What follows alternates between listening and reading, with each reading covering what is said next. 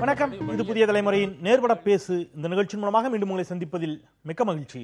இன்றைய சிறப்பு நேர்பட பேசுவில் 2 அமர்வுகள். முதல் அமர்வில் நாம் விவாதத்திற்கு எடுத்துக்கொண்டிருக்கக்கூடிய பொருள் செம்மொழி ஆய்வு நிறுவன இடமாற்ற சர்ச்சை.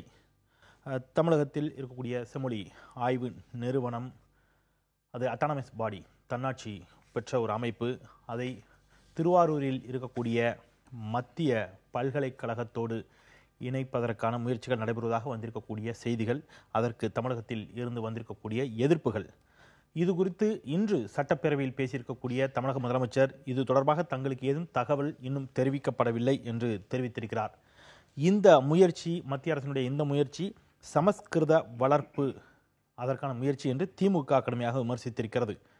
இதுவே முதல் அமர்விற்கான விவாத பொருள். 2வது அமர்வில் நம்முடைய விவாத பொருள் துணை குடியரசுத் தலைவர் வேட்பாளரை அறிவித்திருக்கிறது எதிர்க்கட்சிகள். காங்கிரஸ் உள்ளிட்ட எதிர்க்கட்சிகள் காந்தி அவர்களுடைய பேரன் கோபாலகிருஷ்ண காந்தியை தங்களுடைய துணை குடியரசுத் தலைவர் வேட்பாளராக அறிவித்திருக்கிறார்கள். அது 2வது அமர்விற்கான விவாத பொருள். பயணிக்கலாம்.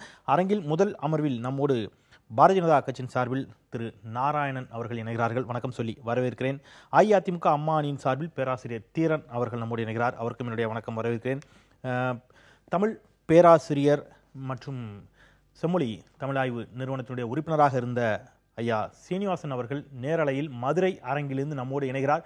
திரு சீனிவாசன், உங்களுக்கும் என்னுடைய வணக்கம். உங்களையும் நிகழ்ச்சிக்கு மிகுந்த அன்போடு வரவேற்கின்றேன். இன்னும் சில நிமிடங்களில் திராவிட முன்னேற்ற கழகத்தின் சார்பில் திரு தமிழ்தாசனும் நம்மோடு இணைய இருக்கிறார். நான் திரு நாராயணன் உங்களிடமிருந்தே தொடங்கலாம் அப்படின்னு நினைக்கிறேன். திராவிட முன்னேற்ற கழகம் அவர் இன்னும் வரல, வந்ததுக்கப்புறம் அவர் உங்களுடைய மறுப்புக்கு கருத்துக்கு பதில் சொல்லுவார். இது சமஸ்கிருத வளர்ப்பு என்று விமர்சித்திருக்கிறார்கள். இந்த முயற்சிக்கான காரணங்கள் என்ன? ஒரு தமிழ் செம்மொழி நிறுவனத்தினுடைய இந்த விஷயத்தை திருவாரூர் மத்திய பல்கலைக்கழகத்திற்கு மாற்றுவதன் மூலமாக சமஸ்கிருத வளர்ப்பு என்பது எங்கிருந்து வருகிறது என்பது அவங்க தான் விளக்கணும். அந்த மாதிரி ஒரு விஷயம் இல்லை. அவங்களுக்கு இதை மாற்றுறதுல சில கருத்து வேறுபாடுகள் அதெல்லாம் இருக்கலாம், தவறில்லை.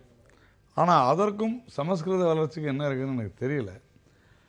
ஆனால் கடந்த 2006 இந்த 11 வருடங்களில் இந்த நிறுவனமானது, செம்மொழி நிறுவனமானது தன்னுடைய இலக்கை எட்டிருக்கிறதா என்று கேட்டால் எட்டவில்லை என்பதுதான் உண்மை. ஏனென்று சொன்னால் அதற்கான கட்டமைப்புகளை அவர்கள் பெருக்கவில்லை. இந்த 2008 திராவிட முன்னேற்ற கழக ஆட்சி இருந்த பொழுது மைசூரிலிருந்து இங்கே இடம்பெயர்ந்தும் கூட இதற்கு உண்டான எதை நோக்கி இந்த செம்மொழி நிறுவனமானது பயணம் செய்ய வேண்டுமோ அந்த இலக்கை அடையவில்லை என்பதுதான் உண்மை. அதனால் கடந்த 11 வருடங்களாக அல்லது 2008 9 வருடங்களாக இது சரியாக செயல்படாது இருக்கிறது. அதனால் இதில் எந்த விதமான ஒரு சர்டிஃபிகேட், சான்றிதழை கூட கொடுக்க முடியாத ஒரு நிலை, டிகிரி கூட கொடுக்க முடியாத ஒரு நிலை இருக்கிறது. இது தன்னாட்சி பெற்ற நிறுவனமாக இருக்கிறது. முறையான அளவில் இதற்கு உண்டான இயக்குநர்களை இவர்களால் நிரப்ப முடியவில்லை. இந்த மாதிரியான பல்வேறு சர்ச்சைகள் இருக்கிறது. இந்த நிறுவனத்தில் இருக்கக்கூடிய ஊழியர்கள் பலர் அவர்கள் ஒப்பந்த ஊழியர்களாக இருப்பதாலும் அவர்கள் நீதிமன்றத்தில் பல வழக்குகள் இருக்கிற காரணத்தினாலும் இது ஒரு தொய்வில் இருக்கிற காரணத்தினால ஒரு சரியான முறையான நல்லதொரு யூனிவர்சிட்டியில், பல்கலைக்கழகத்தில் இந்த ஆராய்ச்சியானது, இந்த முயற்சியானது மேற்கொள்ள வேண்டும் என்று ஒருவேளை அரசு நினைத்திருக்கலாம். நான் ஏன் நினைத்திருக்கலாம்னு சொன்னால், இந்த மாதிரியான எந்த விதமான ஒரு அறிவிப்பும் வரல.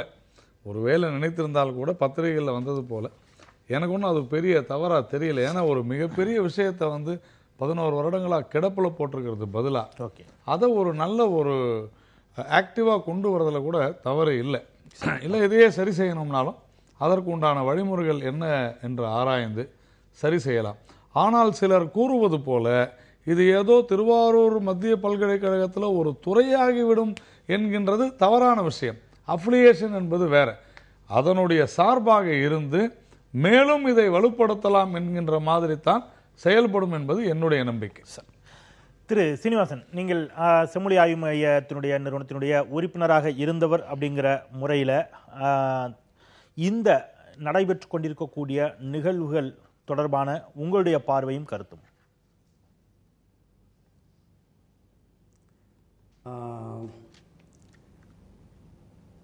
செம்மொழி மத்திய நிறுவனத்தினுடைய கவர்னிங் கவுன்சில் மெம்பர் அல்லது ஆட்சிக்குழு உறுப்பினர் என்ற அடிப்படையில் 2013 ஆகஸ்ட் முதல் 2016 ஆகஸ்ட் வரை நான் இருந்திருக்கிறேன். திரு நாராயணன் அவர்கள் சொன்னது போல அதனுடைய இலக்கை எட்டவில்லை என்பதை நான் ஒத்துக்கொள்ள மாட்டேன். அதில் சில செயல்பாடுகள் குறைவு இருந்தது என்பதை நான் ஒத்துக்கொள்கிறேன்.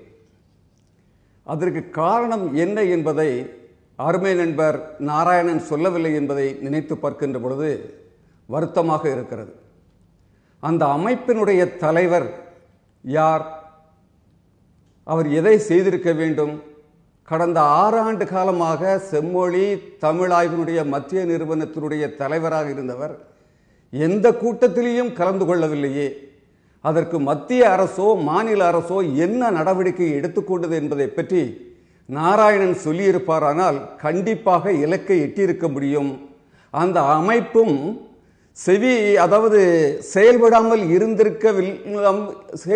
இருப்பதற்கு வாய்ப்பு இல்லாமல் போயிருக்கும். சிறப்பாகவே செயல்பட்டு இருக்கக்கூடிய வாய்ப்பு ஒரு தலைவன் இல்லாத அமைப்பில் நீங்கள் எதை எதிர்பார்க்க முடியும்? அதை யார் சரி செய்வது? மத்திய அரசா அல்லது மாநில அரசா? இரண்டும் தானே பொறுப்பு. செயல்படவில்லை என்று நாம் சொல்வதற்கு என்ன ஒரு ஆதாரம் இருக்கிறது? தலைமையை நீங்கள் சரி செய்திருப்பீர்களானால் அந்த அமைப்பு சரியாக செயல்பட்டு இருக்கும். அதற்கு காரணம் என்பதை நாம் யோசித்து பார்க்க வேண்டும். என்னை பொறுத்தளவில் 2007, 2008, 2009, 10 காலகட்டங்களில் மிகச்சிறப்பாக செயல்பட்டதாகத்தான் நான் குறிப்பிடுவேன். ஏன் என்று சொன்னால் 2 மூத்த ஆய்வறிஞர்கள் இருந்தார்கள், 10 ஆய்வறிஞர்கள் இருந்தார்கள், அவர்களுக்கு கீழ் ஏறத்தாழ 50 இளம் ஆய்வாளர்கள் இருந்தார்கள். மிகச்சிறப்பாக செயல்பட்டுக் கொண்டிருந்தால் மாற்று கருத்தே இல்லை. ஆனால் 10க்கு பின்னால் ஏறத்தாழ 5 ஆண்டு காலகட்டத்தில் அதனுடைய தொய்வு ஏற்பட்டிருக்கிறது மாற்று கருத்தே இல்லை. ஏன் என்று சொன்னால் நானே என்னுடைய 3 ஆண்டு காலகட்டத்தில் என்னுடைய உறுப்பினர் பதவி விலகல் கடிதம் கொடுத்திருக்கிறேன். 2013 மார்ச்சில் உங்களுடைய செயல்பாட்டில் எனக்கு நிறைவு ஏற்படவில்லை என்ற காரணத்திற்காக நான் பதவி விலகிறேன் என்ற கடிதத்தை கொடுத்திருக்கிறேன். அந்த பதவி விலகல் கொடுத்திருக்க காரணம் என்ன? செயல்பாடு சரியாக இருந்திருக்குமானால் நான் அங்கு பணியாற்றி இருப்பேன். அப்ப செயல்பாடு சரியாக இல்லாமல் இருப்பதற்கு காரணம் அங்கு தலைமை இல்லாமல் இருந்ததுதான் காரணம் என்பதை இந்த அமைப்புக்கும் இந்த மக்கள் உலகத்துக்கும் சுட்டிக்காட்ட கடமைப்பட்டிருக்கிறேன். சரி, நான் மீண்டும் கூட உங்களிடம் வருகிறேன். அது தொடர்பாக அந்த தலைமையை நியமிக்க வேண்டிய பொறுப்பு யாருக்கு இருக்கிறது? தலைமையை இந்த மாதிரியான பிரச்சனைகளை சரி செய்வதற்காக கூட ஒருவேளை அது மத்திய திருவாரூரில் இருக்கக்கூடிய மத்திய பல்கலைக்கழகத்தோடு இணைப்பதற்கான முயற்சிகள் நடைபெற்றுக் கொண்டிருக்கிறதா போன்ற கேள்விகளை தான் முன்வைக்கிறார்கள். நான் மீண்டும் கூட வருகிறேன் திரு சீனிவாசனிடம். அவர் அந்த காலம் குறிப்பிட்டதை பார்த்தீங்கன்னா 2010 வரை குறிப்பிட்டார். 2011க்கு பிறகு அஇஅதிமுக ஆட்சிக்கு வருகிறது. அப்போ அதை அவருக்கு அவர் கட்சிக்காரரும் இல்லை, எந்த கட்சியை சார்ந்தவரும் இல்லை. அதன் பிறகு அதனுடைய செயல்பாடுகள் தொய்வு ஏற்பட்டிருக்கிறது அல்லது அதில் ஒரு பின்னடைவு ஏற்பட்டிருக்கிறது அப்படின்னா அதற்கான பொறுப்பை ஏற்றுக்கொள்ள வேண்டியது அதன் பிறகு தொடர்ச்சியாக இன்றைய தேதியில் வரையில் ஆட்சியில் இருக்கக்கூடிய அஇஅதிமுக தானே? இல்லை, அதாவது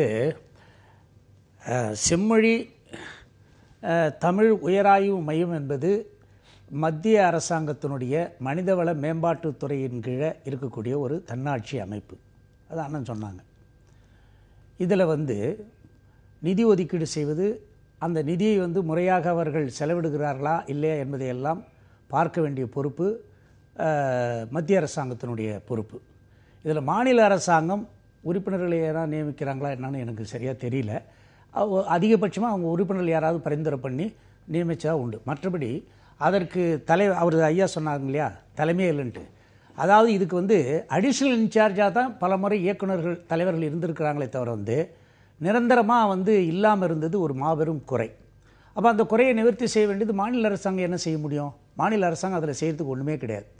இன்னும் கூட நான் சொல்கிறேன், அது ஏதோ முதல்ல சிறப்பாக செயல்பட்டது அப்படின்லாம் சொன்னாங்க இல்லைங்களா? அதில் கூட பார்த்தீங்கன்னாக்கா 10 பாட்டு 8 தொகையை வந்து மொழிபெயர்க்கிறாங்க. அந்த மொழிபெயர்ப்பில் கூட அந்த மொழிபெயர்ப்பே சரியில்லைன்ற மாதிரிலாம் கூட சில கருத்துகள் நிலவுகிறது. அதை கூட ஆனால் இன்னும் வேறு அதை பிரிண்டே பண்ணல, வெளியிடவே இல்லை. அந்த 10 பாட்டு 8 தொகை 18 நூல்களை கூட இன்றைய வரையில் பிரிண்டிங் போல வெளியிடப்படவில்லை. இந்த மாதிரியான சில குறைபாடுகள்லாம் இருக்கும் பொழுது இப்பொழுது கூட இதை மத்திய பல்கலைக்கழகத்தோடு இணைக்கப் போகிறார்கள் என்ற செய்தி ஊடகங்களில் வந்த பொழுது பல தமிழறிஞர்கள் மத்திய அரசாங்கத்தினுடைய இது மனிதவள மேம்பாட்டுத்துறை இதுக்கு தொடர்பு கொண்டு கேட்ட பொழுது அவர்கள் என்ன சொல்லிவிட்டார்கள், மேலிட தகவல் இது மாதிரி இணைப்பதற்கான மேலிட தகவல் எதுவும் இல்லை என்றுதான் அவர்கள் அந்த தமிழறிஞர்களுக்கு தகவல் சொல்லியிருக்கிறார்கள். அதே தான் இன்றைக்கு எங்களுடைய மாண்புமிகு தமிழக முதலமைச்சர் எடப்பாடி பழனிசாமி அவர்கள் எங்களுக்கு அந்த மாதிரி ஊடகங்களில் தான் இதெல்லாம் செய்தி வருது, அப்படி எங்களுக்கு எந்த விதமான தகவலும் ஆதாரபூர்வமான தகவல் வரல, வந்த பிறகுதான் எங்களுடைய கருத்தை சொல்ல முடியும் என்று சொல்லியிருக்கிறார். நேற்று முன்தினம் கன்னியாகுமரியில் செய்தியாளர்களிடம் பேசிய மத்திய அமைச்சர் திரு பொன் ராதாகிருஷ்ணன் அவர்கள் பேசுகின்ற பொழுது குறிப்பிட்ட வார்த்தைகள், செம்மொழி பண்பாட்டு மையம் செயல்பட்ட விதம் கேள்விக்குரியே. செம்மொழி ஆக்கப்பட்டதற்கு பிறகு அதன் அலுவலகம் அங்கு இருந்தது, அந்த அலுவலகம் முழுமையாக செயல்படவில்லை. செயல்படாத அந்த அமைப்பை வைத்து என்ன பயன்? இதனால் தற்போது அதில் சில மாற்றங்கள் செய்யப்படுகிறது அப்படின்னு சொல்லிக்கிறாரு. இன்னும் விரிவாக சொல்லிக்கிறார். வேற பத்திரிகையில் வேற மாதிரி இது வந்து பதிவாயிருக்கிறது. தட் மீன்ஸ் அவர் ஒரு விஷயத்தை கோடிட்டு காட்டிட்டார், இது மாற்ற போறதை அவர் முற்றிலும் மறுக்கலை. அப்படி இருக்கின்ற பொழுது அது மத்திய அமைச்சருடைய ஒரு கருத்து. ஆனால் மாநில முதலமைச்சர் தங்களுக்கு இது குறித்து எந்த தகவலுமே வரவில்லை அப்படின்னு சொல்றது இல்லை. இணைப்பதற்கான, அதாவது மத்திய பல்கலைக்கழகம் திருவாரூர் மத்திய பல்கலைக்கழகத்தோட செம்மொழி தமிழ் உயராய்வு மையமானது இணைக்கப்படுவதாக அவருக்கு எந்த தகவலும் வரலன்றதான் அவர் அதை குறிப்பிட்டு சொல்றார். நீங்க இது செம்மொழி ஆனது வந்து 2004 தமிழ் செம்மொழி ஆக்கப்படுகிறது. அந்த தமிழ் செம்மொழி ஆனதுக்கு அந்த நேரத்தில் 2006 to 2008 வரையில் மைசூரில் தான் இந்த உயராய்வு மையம் இருந்தது. செம்மொழி தமிழ் உயராய்வு மையம் அங்கே தான் இருந்தது. அதன் பிறகு தான் என்ன பண்ணுறாங்க, 2008 கடைசியில் நினைக்கிறேன் தமிழகத்திற்கு அந்த வருகிறது.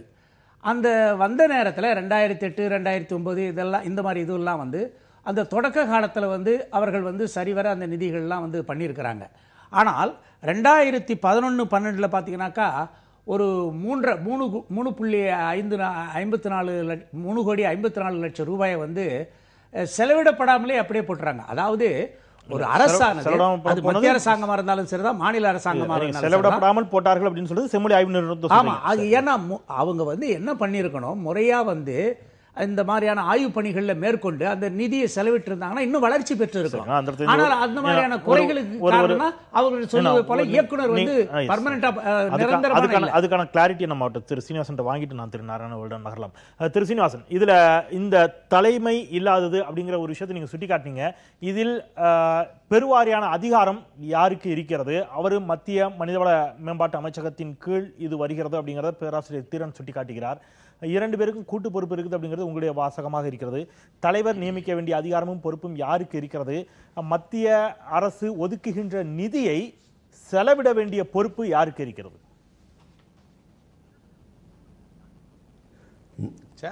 மனிதவள மேம்பாட்டுத்துறையினுடைய நோக்கம் என்னவென்று சொன்னால், தமிழகத்தில் செம்மொழியை சிறப்பாக செயல்படுத்துவதற்குரிய ஒரு அமைப்பை உருவாக்கி தந்துவிட்டது. அதனுடைய தலைவர் தமிழகத்தினுடைய முதல்வர். அதற்குரிய நிதி மனிதவள மேம்பாட்டு நிறுவனத்தில் இருந்து தமிழகத்திற்கு வந்து விடுகிறது, குறிப்பாக செம்மொழி ஆய்வு நிறுவனத்திற்கு வந்து விடுகிறது.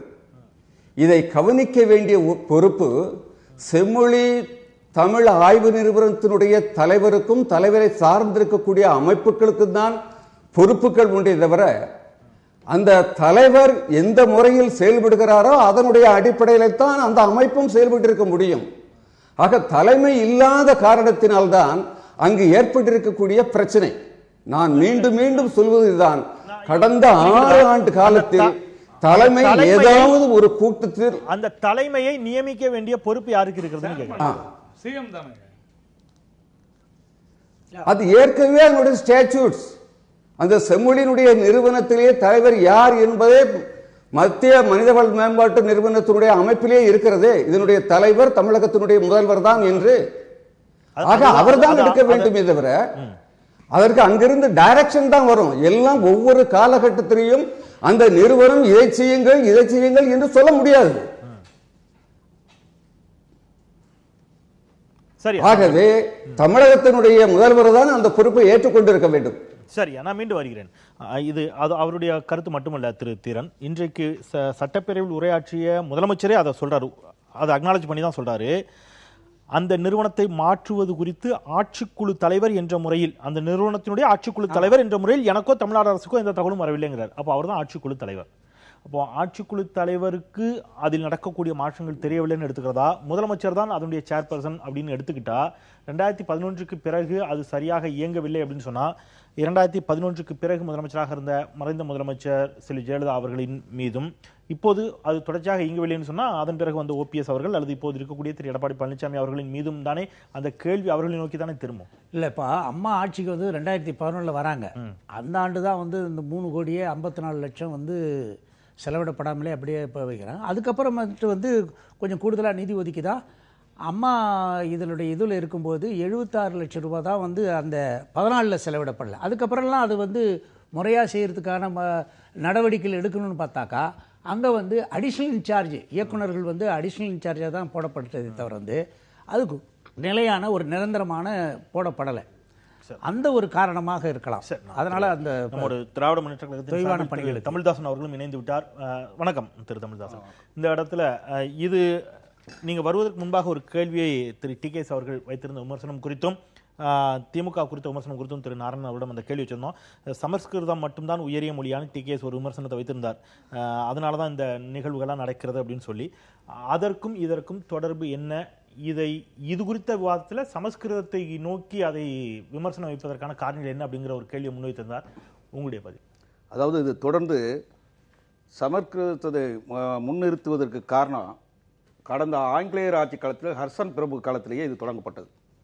அன்றைக்கு பரிதிமார் கலைஞர் 120 ஆண்டு கால போராட்டம், அதை போல பூர்ணலிங்கம் இவர்களுடைய போராட்டம், இதன் அடிப்படையிலே சென்னை பல்கலைக்கழகத்திலே சமஸ்கிருதம் திணிக்கப்படுவதற்கு பாடமொழியாக ஆக்குவதற்கு தாய்மொழியை தமிழை விட்டுவிட்டு அதற்கு அங்கீகாரம் வழங்க வேண்டும் என்ற முறையிலே அவர்கள் ஏற்பாடு செய்தார்கள். ஆங்கிலேயர் காலத்திலேயே அது போன்ற நடைமுறைகள் இருக்கும்போது பாரசீக மொழி அன்றைக்கு இருந்தது. அது போல அவர்கள் குறிப்பிட்டு வைத்த காரணம் ஒரு சின்ன குறுக்கீடு தான் நான் கேட்கறது. இன்றைக்கு இந்த விவகாரத்தில் செம்மொழி தமிழாய்வு மையத்தை மத்திய பல்கலைக்கழகத்தோடு இணைக்கக்கூடிய முயற்சியும் அது குறித்த விமர்சனங்கள் என்பது வேறு. அதற்கு சமஸ்கிருதத்தோடு அந்த நிகழ்வுகளை சமஸ்கிருதத்தோடு ஒப்பீடு செய்யணும். அப்படி அவர்கள் செய்யும் போது எதற்காக அந்த சமஸ்கிருதத்தை கொண்டு வர வேண்டும் என்று சொன்னார்கள்னா, அவர்கள் வைத்த கோரிக்கை, சமஸ்கிருத புலவர்கள் அன்றைக்கு வைத்த கோரிக்கை என்னென்றால், இந்தியா காஷ்மீரில் இருந்து கன்னியாகுமரி வரை இந்துக்கள் நாடு, இந்துக்கள் நிரம்பியவர்கள், ஆகவே நீங்கள் சமஸ்கிருத மொழியை ஏற்றுக்கொள்ள வேண்டும் என்று ஹர்ஷன் பிரபு காலத்திலேயே அன்றைக்கு அறிக்கை தயாரிக்கப்பட்டது. சமஸ்கிருதம் தெரிந்த புலவர் சூரியநாராயண சாஸ்திரி என்ற அவர், அப்படிப்பட்ட பரிதிமார் கலைஞர் எதிர்த்தார். அன்றைக்கே எதிர்க்கப்பட்டதுதான் இது தொடர்ந்து வருகிற மொழி. இந்த சமஸ்கிருத மொழி என்ன, அது இந்தியாவில் மீண்டும் கூட ஒரு சின்ன ஒரு நிமிஷம், நீங்க இந்த விவாதத்துல மேபி கவனிச்சிருக்கீங்களான்னு தெரியல, நீங்க இப்பதான் வந்து இணைஞ்சிங்க.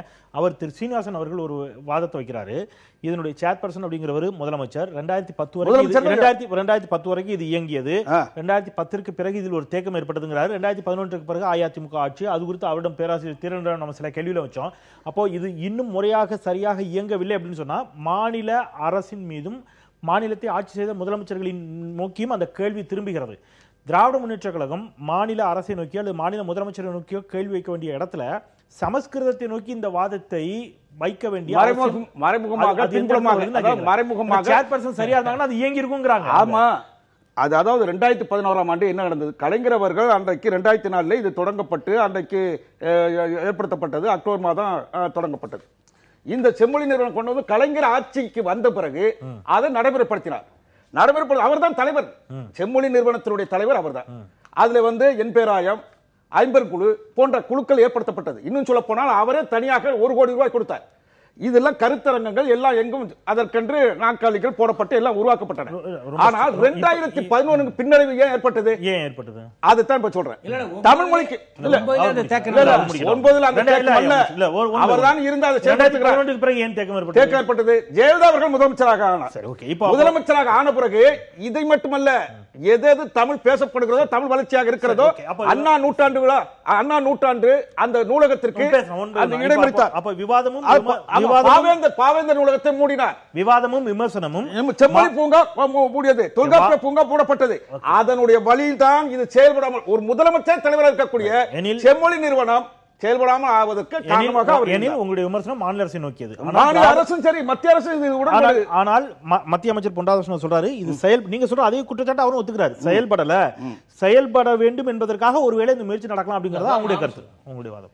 இதுல ஒரு விஷயம் என்னன்னா, மத்திய அரசு இதுல என்ன செய்யணும், நிதி ஒதுக்குவதிலிருந்து என்னெல்லாம் செய்யணும் அப்படிங்கிற போது எது இதெல்லாம் தவறுச்சு அப்படிங்கறத சொல்லணும். மத்திய அரசை பொறுத்தவரையில தொடர்ந்து இதற்கான நிதியை அளித்தது, ஒதுக்கியது.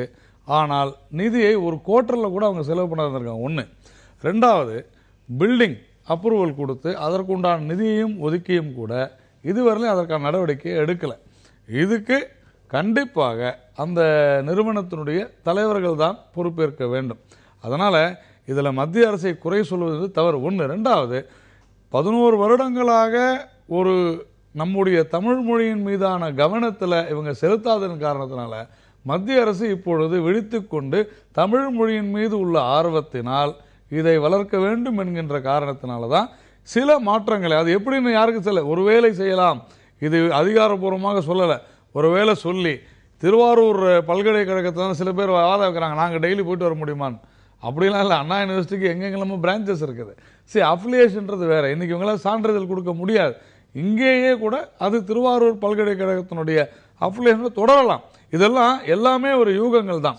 ஆனால் அதிகாரப்பூர்வமாக இல்லாத போது தேவையில்லாத மத்திய அரசை விமர்சிப்பது என்பது தவறு. திரு தமிழ்தாசன், ஒரு இடைவேளைக்கு வேணும். அவர் இப்போ தான் இணைஞ்சாரு. அவர் இன்னும் தொடக்கத்திலேயே அவருடைய கருத்துக்களுக்கு மாறுபட்ட கருத்துக்கள் முன்வைக்க வேண்டியதுனா அவருடைய கருத்துக்களையும் பதிவு செய்ய முடியல. நான் ஒரு இடைவேளைக்கு பிறகு உங்களுடைய கருத்துக்களை பெற்றுக்கொண்டு நம்ம அடுத்த கட்ட வாதத்திற்குள் நகரலாம். ஒரு சிறிய இடைவேளைக்கு பிறகு இந்த வாதத்தை தொடரலாம். இணைந்திருங்கள். மீண்டும் வரவிருக்கிற நேர்பட பேசலாம். செம்மொழி தமிழாய்வு மையத்தை மத்திய பல்கலைக்கழகத்தோடு, திருவாரூரில் இருக்கக்கூடிய மத்திய பல்கலைக்கழகத்தோடு இணைப்பதற்கான முயற்சிகள் நடைபெறுவதாக வந்து கொண்டிருக்கக்கூடிய செய்தியின் அடிப்படையில் நாம் விவாதித்துக் கொண்டிருக்கின்றோம். அந்த இடத்துல திரு தமிழ்தாசன், திரு ஸ்டாலின் அவர்கள் திமுக செயல் தலைவர் கொடுத்திருக்கக்கூடிய அறிக்கையினுடைய சில பகுதிகளை மட்டும் நான் வாசிக்கிறேன். அதுதான் உங்களுக்கும் மேபி அவரும் அதற்கு மறுப்பு சொல்வார்னு நினைக்கிறேன். தமிழ் மொழியை தேசிய மொழியாக்க, மத்திய ஆட்சி மொழியாக்க, சென்னை உயர்நீதிமன்ற வழக்காடு மொழியாக்க எவ்வித முயற்சியும் எடுக்காத மத்திய பாஜக அரசு அப்படியே சொல்லிட்டு வராரு. அடுத்தது, இந்த செயல்பாடு தமிழர்களின் நெஞ்சத்தில் ஈட்டி கொண்டு கீறும் செயலாகும். இந்தி திணிப்பில் அடங்காத ஆர்வத்துடன் செயல்பட்டு வரும் மத்திய பாஜக அரசு செம்மொழியாம் அன்னை தமிழ் மொழிக்கு தீங்கு விளைவிக்கும் காரியங்களில் ஈடுபட்டால் கடும் விளைவுகளை சந்திக்க நேரிடும் என்று எச்சரிக்கிறேன்.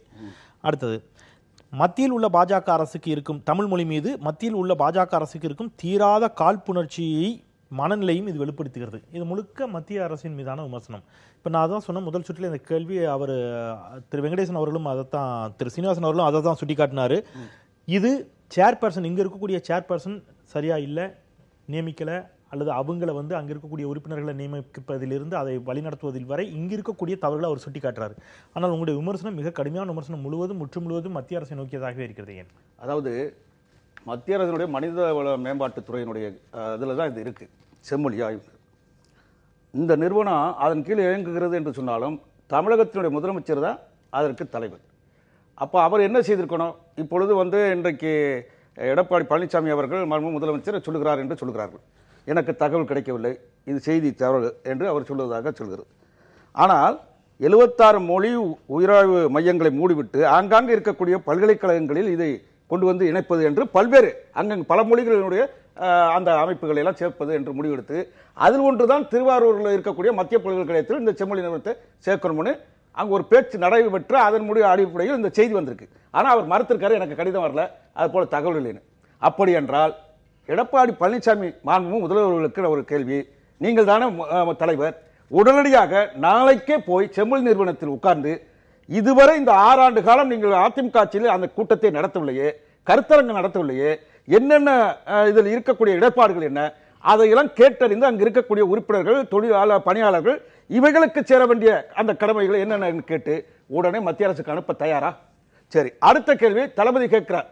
அந்த கேட்கிற செம்மொழி இப்ப இந்தி பூத்துற நிலைமை இருக்கு. அவங்களே ஒரு கட்டளை இட்டார்கள், ஜனாதிபதி இந்தியில் தான் பேசணும், அவர் படித்திருக்கிறது, அதனால கையெழுத்தும் போடணும், மந்திரிகளும் இந்தியில் தான் பேசணும், கையெழுத்து போடணும். அது மட்டுமல்ல, வந்தது வராதமாக அந்த பாரதிய ஜனதா கட்சி என்ன ஒரு 11, 12, 14 ஒரு உத்தரவு போடுது.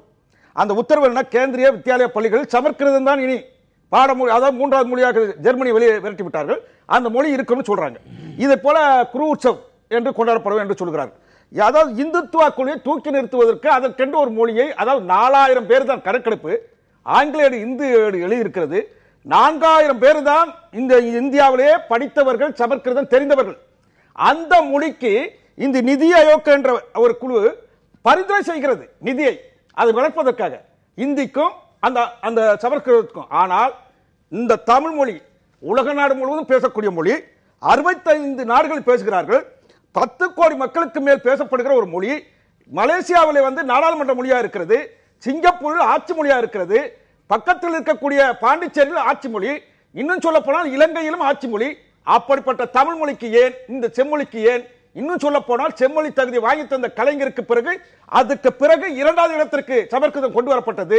சமஸ்கிருதத்துக்கும் இந்திக்கும் செலவழிக்கிற இந்த பணத்தை, இந்த நிதியை அதிகமாக ஒதுக்குவதை இந்திய மொழிகளில் ஒன்றான செம்மொழியான தமிழை வளர்ப்பதற்காக ஏன் ஐயா பணம் ஒதுக்க, நிதி ஒதுக்க மறுக்கிறீர்கள்? இந்த கேள்வி அவர் கேட்கணுமா இல்லையா முதலமைச்சர்? அந்த இடத்துல அவருடைய விமர்சனங்கள் 2011 கேந்திர வித்யாலயா பள்ளிகளில், குறிப்பா தமிழகத்தில் இருக்கிற அத்தனை பள்ளிகளிலும்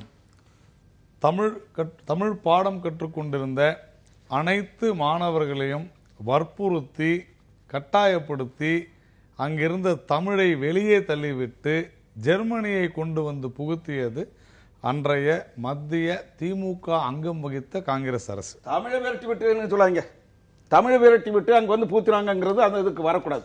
3வது மொழியாக இருந்த ஜெர்மனியை, அந்த மொழியை எடுத்து விட்டு இன்றைக்கு சமஸ்கிருதத்துக்கு வந்து விட்டீர்கள். தமிழ் மொழியை கொண்டு நிறுத்துவதற்கு இந்திய மொழிகளில் இருக்கக்கூடிய 22 மொழிகளில் ஒரு மொழியாக தமிழ் மொழி ஏன் ஆட்சி மொழியாக்க வரவில்லை? எதற்காக கொண்டு வர முடியவில்லை? அவர் நிறைய செய்து நான் பேசிட்டீங்களா? அப்போ 2011 ஒரு உத்தரவு போடுறாங்க.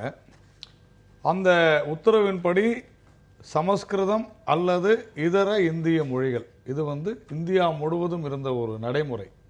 இதர இந்திய மொழிகளில் 20 பேருக்கு மேலே டெல்லியிலேயோ, உத்தரப்பிரதேசத்திலேயோ, உத்தரகாண்ட்லேயோ, பீகார்லேயோ கேந்திர வித்யாலயா பள்ளியில் தமிழ் படிக்க வேண்டும் என்று சொன்னால் கண்டிப்பாக அங்கே தமிழ் கற்றுக் கொடுக்கப்பட வேண்டும் என்பதுதான் சட்டம். ஆனால் அந்த சட்டத்தை நீக்கிவிட்டு தமிழை தமிழகத்திலிருந்து தூக்கி எறிந்தது திமுக அங்கம் வகித்த காங்கிரஸ் அரசு தான். அதை 2014 பாஜக ஆட்சி வந்த உடனேயே இது சட்டவிரோதமான செயல் என்று நீதிமன்றத்திலே சொல்லி ஜெர்மனியை தூக்கி, அந்நிய மொழியை தூக்கி போட்டுவிட்டு மறுபடியும் தமிழகத்தில் அனைத்து கேந்திர வித்யாலயா பள்ளிகளிலும் தமிழை கொண்டு வந்தது பாஜக ஆட்சி. ஒன்று. இரண்டாவது, ஒரு சின்ன எனக்கு தெரிந்து தமிழகத்தில் இப்ப எந்த கேந்திரிய வித்யாலயா பள்ளிகளிலும் தமிழ் இல்லை. மிக நன்றாக தெரியும், நான் உறுதியாக கூட சொல்றேன்.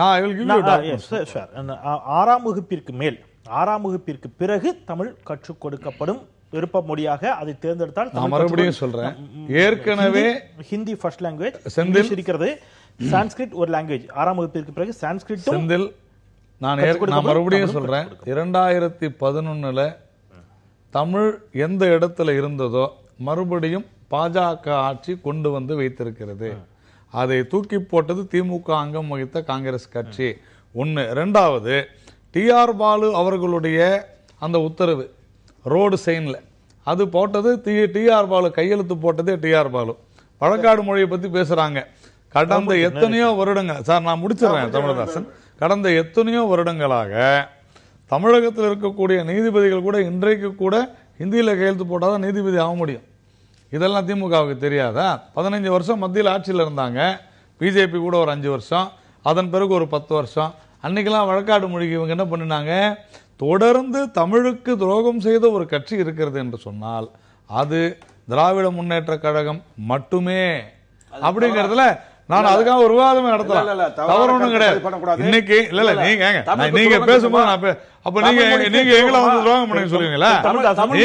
நீங்க சொல்லும் பொழுது நானும் சொல்லுவேன். நான் என்ன கேட்கிறேன்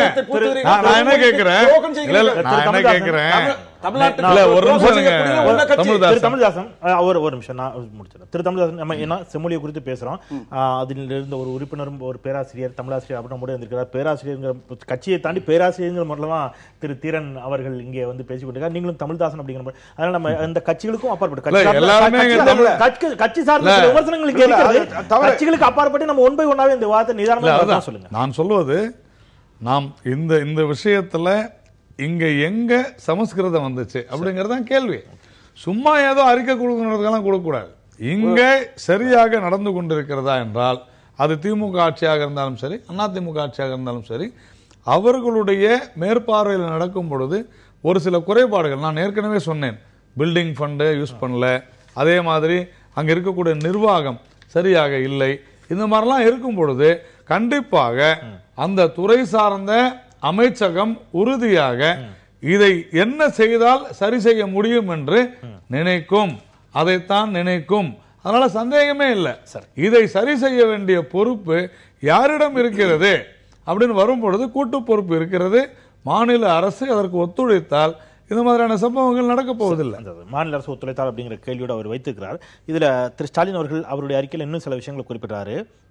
நீண்ட அறிக்கை அது. இத்தனை சீரும் சிறப்புமிக்க செம்மொழி தமிழாய்வு மத்திய நிறுவனத்திற்கு சென்னைக்கு அருகில் உள்ள பெரும்பாக்கத்தில் 17 ஏக்கர் நிலம் ஒதுக்கி தந்து அந்த நிலத்தை சீரமைப்பதற்கு 145.65 லட்சம் ரூபாய் மதிப்பிலான பணிகளும் திமுக ஆட்சியில் மேற்கொள்ளப்பட்டன. தலைவர் கருணாநிதி தன் சொந்த பணத்தில் 1 கோடி ரூபாய் ஒதுக்கீடு செய்து இந்த தமிழாய்வு மத்திய நிறுவனத்தில் கலைஞர் மு கருணாநிதி செம்மொழி அறக்கட்டளை ஒன்றையும் நிறுவினார். இதெல்லாம் நடைபெற்றது அப்படின்னு நீளமா வருகின்ற பொழுது கடைசியாக நிறைவு செய்கின்ற பொழுது சொல்லுகிறார், செம்மொழி தமிழாய்வு மத்திய நிறுவனத்தை திருவாரூர் மத்திய பல்கலைக்கழகத்திற்கு மாற்றும் முயற்சியை மத்தியில் உள்ள பாஜக அரசின் மனிதவள மேம்பாட்டுத்துறை உடனடியாக கைவிட வேண்டும். அதற்கு மறைமுகமாக திரைமறைவில் உதவும் அதிமுக அரசும் செம்மொழி தமிழாய்வு நிறுவனத்தின் தன்னாட்சி தகுதியை சூறையாடும் போக்கில் செயல்படுவதை நிறுத்தி கொண்டு அப்படிங்கிற தொடருது. இப்போ இதுல மத்திய அரசு முயற்சிக்கிறதாக அவர் முயற்சிக்கிறார், மறைமுகமாக மாநில அரசு அதற்கு உதவி செய்கிறதுங்கிறாரு. தங்களுடைய பணிகளை அவர் சுட்டி காட்டுகிறார். எந்த இடத்துல நீங்க புள்ளிவரங்களோடு இதை மறுப்பீர்கள்? அதாவது பேரறிஞர் அண்ணா அவர்களுடைய கொள்கை தான் இருமொழி கொள்கை. இங்கு நவோதயா பள்ளிகள் எதிர்க்கப்பட்டதற்கு கூட ஒரு காரணம் என்னவென்று சொன்னால், அதன் மூலமாக இந்தி திணிக்கப்படும் என்ற ஒரு காரணத்தினால தான் நவோதயா பள்ளிகள் கூட தமிழகத்தில் எதிர்க்கப்பட்டது. இன்னும் சொல்ல போனால் வரலாற்று ரீதியாக 1936களிலேயே தமிழறிஞர்கள் தான் இங்கே தமிழ்நாட்டிலே, இந்தியாவிலேயே, தமிழகத்திலே தான் இந்திய ஆதிக்கத்தை எதிர்த்த ஒரு மொழி போராட்டமானது துவங்கியது. அப்படிப்பட்ட வரலாற்று பெருமை உள்ள நாடு தமிழகம். இதில் பேரறிஞர் அண்ணா அவர்கள் சொன்னது போல இருமொழி கொள்கை அதுதான் எங்களுடைய கொள்கை. இருங்க, நான் சொல்லி முடிச்சிடுறேன். அந்த இருமொழி கொள்கை தான் எங்களுடைய கொள்கையும் கூட. இதில் இந்தியோ சமஸ்கிருதமோ எந்த வகையில் திணிக்கப்பட்டாலும் சரி, அதை நாங்கள் அம்மா வழியில் அண்ணா வழியில் கடுமையாக எதிர்ப்போம். அதில் எந்த வித சந்தேகம் யாருக்கு வேணாம். நான் இன்னொன்று கூட சொல்றேன், பெரும்பாக்கத்தில் அந்த நிலம் ஒதுக்கி தந்த இடத்துல எந்த அளவுக்கு இப்பொழுது பணிகள் நடைபெற்று இருக்கிறது? இல்லை, அது அதற்கான புள்ளிவரை என்கிட்ட கிடையாது. அரசுகிட்ட நான் ஒன்றா முதல்ல இதை நான் சொல்லி முடிச்சிடறேன். அதாவது இந்த இப்போ நடக்கிற இந்த சில பல கோளாறுகளுக்கெல்லாம் அடிப்படை எங்கிருந்து தொடர்ந்து தெரியுங்களா? 1974 எமர்ஜென்சியில் தான் கல்வியானது முழுக்க மாநில பட்டியலில் இருந்தது. அன்றைக்கு அந்த பட்டியல், அந்த மாநில பட்டியலிருந்து கன்கரண்ட் லிஸ்ட்டுக்கு பொது பட்டியலுக்கு கொண்டு செல்லப்படுகிறது. அப்பொழுது மதிப்பிற்குரிய மறைந்த முரசொலி மாறன் அவர்கள், ஆலடி அருணா அவர்கள், வைகோ போன்றவர்கள் எல்லாம் அன்றைக்கு அதை கடுமையாக நாம் எதிர்க்க வேண்டும், திமுக அதை எதிர்க்க வேண்டும் என்று சொன்ன நேரத்தில் கூட அன்றைக்கு பிற மாநில முதலமைச்சர்கள்லாம் தங்களுடைய எதிர்ப்பை தெரிவித்தார்கள். ஆனால் பொதுப்பட்டியலுக்கு போனதை பற்றி கலைஞர் அன்றைக்கு ஏனோ தெரியவில்லை, தன்னுடைய கட்சிக்காரர்களே இதை நாம் எதிர்த்தாக வேண்டும் என்று விவாதம் சொன்ன பொழுது கூட அதை ஏற்க மறுத்து விட்டார். அதனால் இல்ல, எதுக்கு சொன்னேன், இல்ல அதனால இன்றைய வரை அதனால் தான் திரு எடப்பாடி பழனிசாமி சொன்னார். அதாவது செம்மொழி தமிழ் செம்மொழியை ஆக்கினது நாங்கள் தானாரு, அந்த கிரெடிட் அவர் எடுத்துக்கிறேன்னு சொல்றாரு. நான் கேட்குறேன், எந்தவித முயற்சி இல்லாமல் தெலுங்கு, கன்னடம், மலையாளம், ஒரியா, கடைசியாக இப்போ இது பண்ணது 14 நினைக்கிறேன் ஒரியா மொழி, அவங்கெல்லாம் இந்த மாதிரி ஒன்றும் கிரெடிட் எடுத்து நாங்கள் தான் செஞ்சோம்லாம் ஒன்றும் இல்லை. இன்னும் சொல்ல போனால் உயர்நீதிமன்றத்தில் வழக்கே போடப்பட்டது அந்த காலத்தில். எப்படின்னாக்கா கலைஞர் வந்து சட்டமன்றத்தை இருங்க சொல்லி முடிச்சிருக்கேன். ஒரு நிமிஷம் இல்ல, அது இல்ல, நான் என்ன நம்ம கொஞ்சம் கூட சரியான திசையில் நகர்னுக்கிறதுக்காக கேட்கிறேன். இன்றைய தேதியில் இந்த செம்மொழி ஆய்வு நிறுவனம் மத்திய பல்கலைக்கழகத்துடன் இணைப்பதற்கான முயற்சி நடைபெற்றால் அது என்ன மாதிரியான தாக்கங்களை ஏற்படுத்தும்? ஒருவேளை மத்திய பல்கலைக்கழகத்துடன் அது இணைக்கப்பட்டால் அது ஆக்கப்பூர்வமாக இருக்குமா, வளர்ச்சியாக இருக்குமா, அல்லது தமிழுக்கான வீழ்ச்சியாக இருக்குமா, தேயுமா அப்படிங்கிறது தான் அவருடைய பிரதான இந்த அறிக்கையில் சுட்டிப்பாடக்கூடிய கேள்வி. இதுல தமிழக அரசினுடைய நிலைப்பாடு என்ன அப்படிங்கிறது தான் கேள்வி. தமிழக அரசினுடைய நிலைப்பாடு இதில் என்னவா இருக்கும்? நாங்கள் அதை தான் நாங்கள் தெளிவாக சொல்கிறோம். அதாவது உங்களுக்கு 1998 மாண்புமிகு அம்மா அவர்கள் வந்து அன்றைக்கு பாரத பிரதமராக இருந்த வாஜ்பாய் அவர்களுக்கு வந்து தன்னுடைய ஆதரவை விலக்கி கொண்டதற்கு பல காரணங்கள் இருக்குது. அதில் ஒரு காரணம், அனைத்து மொழிகளும், இந்தியாவில் உள்ள அனைத்து மொழிகளும் ஆட்சி மொழியாக்கப்பட வேண்டும். அதை செய்யல. நதி வந்து காவிரி நீர் பிரச்சனை வந்து தீர்த்தாகணும். இப்படி பல கோரிக்கைகள் அம்மா வச்சு அதை செய்யல என்ற காரணத்துக்காக தான் அன்றைக்கு ஆதரவு இல்ல. அப்படி வாஜ்பாய் இருக்கும் பொழுதே இல்ல அப்படி கிடையாது. அது தெளிவா அம்மா அப்பயே சொல்லி இருக்கிறாங்க. யார் என்ன வேணாலும் காரணம் சொல்லலாம். ஆனால் இந்த மாநில உரிமைகள்ல வந்து மத்திய அரசாங்கம், மத்தியில இவங்க பாஜக இல்லங்க, காங்கிரஸ் ஆண்டாலும் இப்படிதான். எல்லா கோளாறுகளுக்கும் காங்கிரஸ் ஒரு காரணம். திரு சீனிவாசன், பேராசிரியர் சீனிவாசன், அரசியலுக்கு அப்பாற்பட்டு உங்களுடைய குரலில் இதுல மத்திய பல்கலைக்கழகத்துடன் இணைக்கப்பட்டால், ஏன்னா திரு பொன் ராதாகிருஷ்ணன் அவர்கள் அதைத்தான் குறிப்பிட்டிருக்கிறார், செயல்படாத அந்த அமைப்பை வைத்து என்ன பயன், இதனால் தற்போது அதில் சில மாற்றங்கள் செய்யப்படுகிறது அப்படின்னு அவர் பேசுறாரு. அப்போ செயல்படாத நிலையில் இருக்கக்கூடிய ஒரு அமைப்பால் என்ன பயன், அதை செயல்படுத்துவதற்கான சில முயற்சிகளை மத்திய அரசு செய்வதாக எடுத்துக்கொள்ள முடிகிறது. அதை அப்படித்தான் புரிந்து கொள்ள முடிகிறது. மத்திய பல்கலைக்கழகத்தோடு அது இணைக்கப்பட்டால் அதில் என்ன பிரச்சனை? இங்கு இருக்கக்கூடிய உங்களை போன்றவர்கள் அதில் உடன்படுகிறீர்களா, எதிர்க்கிறீர்களா? எதிர்க்கிறீர்கள் என்று சொன்னால் ஏன் எதிர்க்கிறீர்கள்?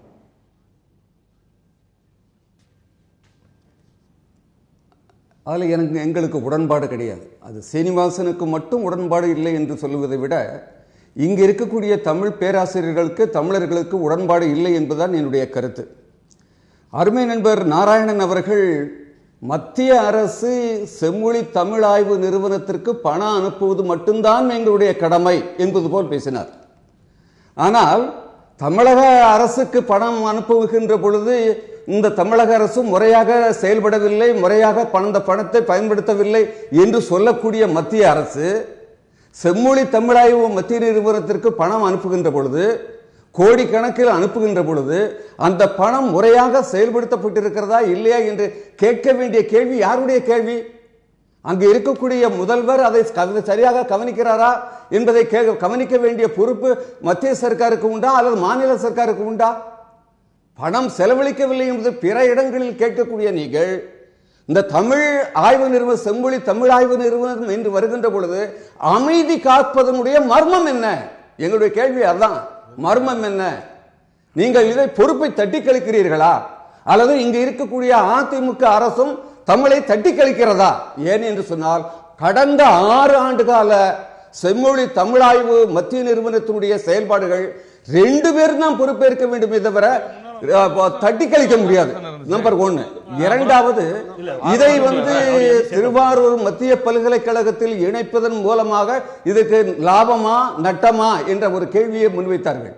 ஆனால் என்னை பொறுத்தளவில் சொல்கிறேன், இது தமிழினுடைய தனி அடையாளம். ஏறத்தாழ 100 ஆண்டுகளுக்கு முன்னால் பரிதிமார் கலைஞர் இதற்கு தனி உயர்தனி செம்மொழி என்ற வார்த்தையை கொடுத்தவர். அந்த உயர்தனி செம்மொழியை எந்த காரணத்தை கொண்டும் அதனுடைய அடையாளத்தை அழிப்பதற்கு நாங்கள் தயாராகவில்லை. இங்க இருக்கக்கூடிய உயர்தனி செம்மொழி நிறுவனத்தின் நடத்துவதில் என்ன கஷ்டம்? இப்ப நீங்க வந்து திருவாரூரில் இருக்கக்கூடிய மத்திய பல்கலைக்கழகத்திற்கு போகுமானால் அது ஒரு மதுரை காமராசர் பல்கலைக்கழகத்தில் இருக்கக்கூடிய தமிழ்துறை ஒன்றோ அல்லது பாரதிதாசன் பல்கலைக்கழகத்தில் இருக்கக்கூடிய தமிழ்துறை ஒன்றோ அல்லது சென்னை பல்கலைக்கழகத்தில் இருக்கக்கூடிய தமிழ்துறை ஒன்றோ ஒரு தனி துறையாக இயங்குமே தவிர ஒரு தனித்துவம் மிக்க ஒரு ஆய்வுத்துறை மிக்க இயங்க முடியாது. நான் மீண்டும் சொல்கிறேன், இன்றைக்கு இருக்கக்கூடிய அமைப்பில் 2 பேரறிஞர்கள் இருக்கிறாங்க, 10 அறிஞர்கள் இருக்கிறாங்க, அவர்களுக்கு கீழ் ஏறத்தாழ 50 இளம் ஆய்வாளர்கள் இருக்கிறாங்க. இப்படிப்பட்ட ஒரு அமைப்பை நீங்கள் மத்திய பல்கலைக்கழகம் திருவாரூருக்கு செல்கின்ற பொழுது மீண்டும் அதை ஒரு துறையாக நீங்கள் மாற்றுவதற்கு முயற்சி செய்வீர்களே தவிர அதை செம்மையாக செழுமையாக செயல்படுத்துவதற்கு நீங்கள் தயாராக இல்லை என்பதுதான் எங்களுடைய வருத்தம். சரியா, நன்றியா, நிறைவு. ஆகவே எங்களை பொறுத்தளவில் மிகப்பெரிய இந்த அமைப்பை செம்மொழி தமிழாய்வு மத்திய நிறுவனம் சென்னையில் தான் இயங்க வேண்டும், அது திருவாரூருக்கு கொண்டு செல்லப்படக்கூடாது என்பதுதான் எங்களுடைய கருத்து. திரு சீனிவாசன், நன்றி. திரு தமிழ்தாசன், நிறைவு கருத்து. சொல்வதை நான் வழிமொழிகிறேன். ஏற்கனவே திராவிட முன்னேற்ற கழக ஆட்சியிலே அன்றைக்கு வாசை குழந்தைசாமி பேராசிரியர் இருந்தார்கள், அவ்வை நடராஜன் போன்றவர்கள் இடையிலே, அதாவது காங்கிரஸ் ஆட்சி இருக்கும்போது கூட அவர் அந்த தலைமையேற்று அதை நடத்த சொல்லி அது இருக்கக்கூடிய இயக்குநராக கலைஞர் எழுதிய கடிதத்தின் பேரில் அவர் வேண்டுகோளுக்கு இருந்தாங்க. அன்றைக்கு திமுக ஆட்சியில் நீங்கள் சொல்வது போல 17 ஏக்கர் நிலம் ஒதுக்கீடு செஞ்சாங்க, பெரும்பாக்கத்தில் 145 லட்சம் ஒதுக்கீடு செஞ்சாங்க. அது என்ன நிலையில் இருக்குங்கிறத இந்த கேள்வியெல்லாம் இருக்கு. இதுக்கு இடையில இன்னைக்கு இந்திக்கும் சமஸ்கிருதத்துக்கும் நீங்க இவ்வளவு முக்கியத்துவம் கொடுத்து பேசுகிற மத்திய அரசு, இங்க இருக்கக்கூடிய பிரதமர் அவர்கள் அந்த இந்தி மொழியை நீங்க வளர்க்க வேண்டும், சமஸ்கிருதத்தை வளர்க்க வேண்டும் சொல்லுகிறார். சுஷ்மா ஸ்வராஜ் போய் ஐநா மன்றத்தில் போய் பேசுகிறார். 360 கோடி ரூபாய் நாங்கள் தருகிறோம், எங்கள் மொழியையும் இந்தியையும் நீங்கள் ஆட்சி மொழியை ஆக்க வேண்டும், அந்த பேசப்படுகிற மொழியில் ஒன்றாக ஆக்குங்கள், அதற்காக நாங்கள் இருக்கிறோம் சொல்லுகிறவர், இந்தியாவில் இருக்கக்கூடிய மொழிகளில் தொன்மையானது, தனித்து இயங்கக்கூடியது, பழமையானது, அதில் சொல்ல போனோம்னால் சீனம், லத்தீன், ஈப்ரு போன்ற மொழிகளோடு தமிழ் மொழி தான் மூத்த மொழி, முதுமையான மொழி, இன்னும் சொல்ல போனால் அதுதான் பழைய மொழி. இப்படிப்பட்ட பல அறிஞர்கள் கூறிய மொழியை இன்றைக்கு தமிழகத்தில் ஒரு இனத்தை அழிக்க வேண்டால் மொழியை அழித்து விடு என்று சொல்வதை போல இந்த மொழியை அழிப்பதற்கான திட்டமிட்டு இங்க இருக்கக்கூடிய நிறுவனத்தை திருவாரூருக்கு மாற்றுகிறார்கள் என்று சொன்னால் நான் கேட்கிற கேள்வி, மொழி அழிப்பு வேலையில் மத்திய அரசு ஈடுபடுகிறது, அதற்கு துணை போகிறது தமிழ்நாடு அரசு. செம்மொழி அப்படின்ற தமிழ் அதோட இந்த மைசூர்ல போய் சேர்த்த பொழுது இந்த கன்னடம், மலையாளம், தெலுங்கு இது எல்லாமே காங்கிரஸ் அரசு தான் இந்த 50 வருடங்கள் 100 வருடங்கள் இந்த மாதிரி 500 வருடங்கள்னு குறைச்சாங்க. அப்போ அதற்கு துணை போனது திமுக தான்.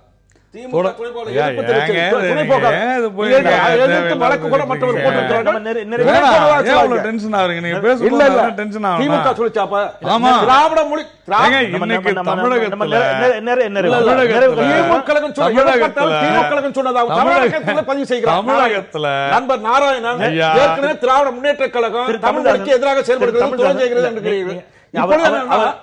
அந்த மொழி செம்மொழி ஆகுவதற்கு மற்ற மொழிக்கு நாங்களா துணையா இருக்கோம். அவர் மீன் பண்றது அன்றைக்கு நீங்க கூட்டணியில இருந்தீங்க.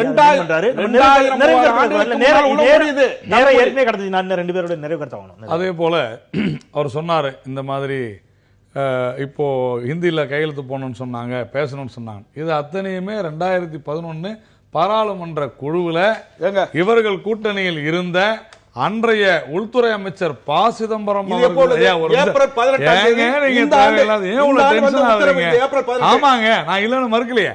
அதாவது அதனுடைய இது முறையே இல்லை, இது முறை இல்லை, நீங்க பேசுறது இது முறை இல்லை, பள்ளிகள் திணிக்கப்பட வேண்டும், இது முறை இல்லை, கொண்டாட வேண்டும், இது முறை இல்லை, இது முறை இல்லை. நீங்க ஏற்கனவே விமர்சனத்தை வச்சிருக்கீங்க, அதுக்கு தான் அவர் பதில் சொல்லிருக்காரு.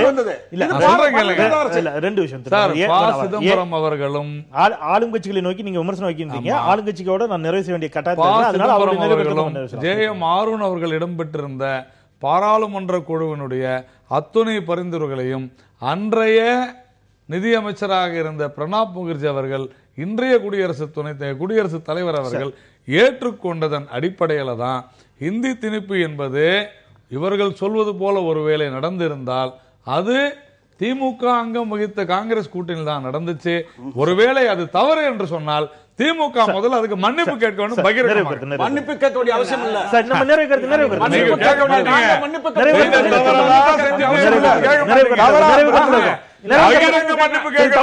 தமிழகத்திற்கு துரோகம் செய்ததற்காக, தமிழ் மொழிக்கு துரோகம் செய்ததற்காக மன்னிப்பு கேட்டாகணும். துரோகம் செஞ்சவங்க இன்னும் சொல்ல போனா 2011 இவர் சொன்ன போல மனிதவள மேம்பாட்டு குழு நடந்தது. ப. சிதம்பரம் அமைச்சராக இருந்து அந்த கூட்டத்தை நான் சொல்றேன், அதுக்கு அடுத்த கூட்டம் ப. சிதம்பரம் ஒரு மிகப்பெரிய ப. சிதம்பரம் அவர்கள் கூட்டத்தை உருவாக்கினதே நீங்க தானே. இருங்க, சொல்றேன் என்ன சொல்றேன்னு கேளுங்க.